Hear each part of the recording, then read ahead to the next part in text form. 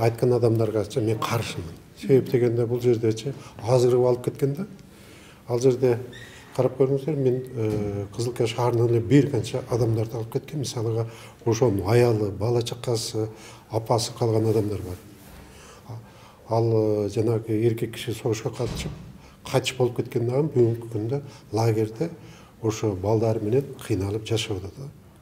Ана 2019 жылы мына 2020 жылы коңшу мамлекеттер, республикалар, Өзбек республикасы, Казакстан республикасы, алар өздөрүнчө, Тажикстан тоже алып чыгып келишкен да.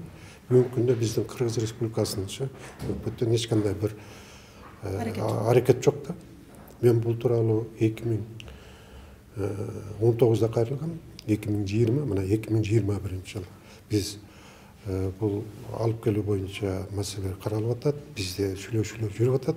А бирок сүйлөшүүлөр жүргөн болсо, 1-2 жылдан бери келбеген мен bir кандайдыр bir ой пайда болуп атат да, бул биздин өкмөт булар менен займасы этпей жатат. Даже биздин ошол жердеги калып кеткен лагерде жашап аткан элдерчи урук туугандары жол карызын төлөп берели, если болгон болсо чартын рейс менен алып келип берсе да өзүбүз жол карызын төлөп беребиз деп атат да.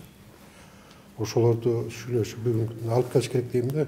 Аларда эч кандай кечиримдүү болуш керек да.